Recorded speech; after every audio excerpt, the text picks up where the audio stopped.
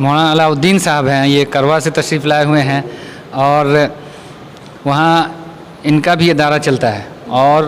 ایسے ماحول میں وہاں یہ تعلیم کا انتظام کر رہے ہیں اور مدرسے کے لیے زمین وقف کی، انہوں نے اپنی ذاتی زمین وقف کر کے مدرسے کی تعمیر کی، الحمدللہ وہ ترقی پر ہے اور وہاں بچیاں سب تعلیم حاصل کر رہی ہیں، تو ان کا اپنا تجربہ ہے۔ آپ تو یہاں پہلی مرتبہ اسکول کے پروگرام میں شریک ہوئے ہوں گے، شاید اس سے پہلے کہیں شریک ہوئے اسکول کے پروگرام میں، یہاں پہلی دفعہ آپ شریک ہوئے، کیسا آپ کو محسوس ہوا اور کتنا ضروری ہے اس طرح کے اسکول کی، تھوڑا اس بارے میں آپ کچھ روشنی ڈالیے۔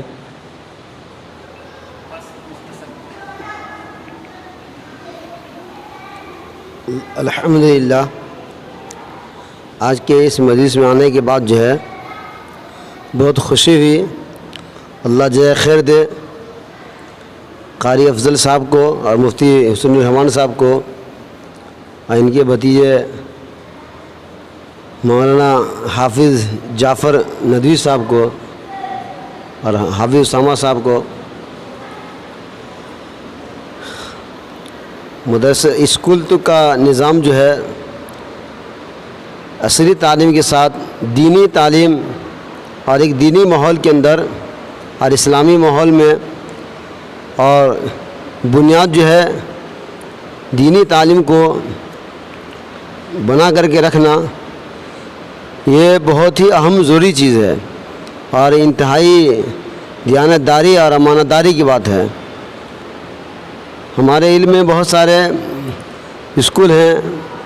جو ہمارے بھائی چلا رہے ہیں، لیکن مسلمان اور اسلام کی بنیاد پر جو ہے وہ اسکول چلاتے ہیں، لیکن بعد میں جا کر کے ان کا قدم پھسل جاتا ہے۔ وہ حالات اور ماحول کو دیکھ کر کے پھر اپنے اسکول کا نظام کو صحیح جو ان کا ارادہ مقصد ہوتا ہے اس پر وہ جم نہیں پاتے ہیں، بلکہ وہ اپنے اس ارادہ اور عزم کے اندر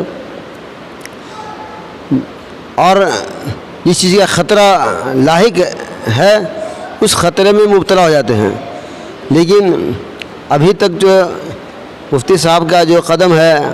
اور جو نیت ہے، جو ارادہ ہے، اس کے مطابق عملی طور پر کوشش کر رہے ہیں کہ ہمارا یہ اسکول دنیاوی و عصری تعلیم کے ساتھ دینی تعلیم مقصد ہو، اور اس سے زیادہ اہم یہ ہے کہ دینی ماحول میں، دینی معاشرے کے اندر یہ ہمارے بچے رہیں ہیں، گھر میں جا کر بھی اور آئندہ کی بھی زندگی اس کے اندر اسلامی معاشرے کے ساتھ رہے،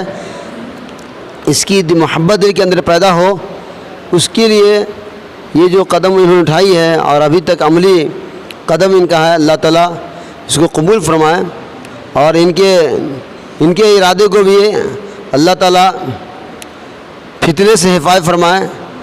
حالات کو دیکھ کر کے کہیں ان کا بھی ارادہ بدل نہیں، ہم اس کے لیے دعا گو ہیں انشاءاللہ۔ اسی لیے آپ جیسے بزرگوں کو یہاں دعوت دی گئی ہے کہ ایسے بزرگ آئیں گے، دعا کریں گے، شریک ہوں گے تو ہم لوگ کا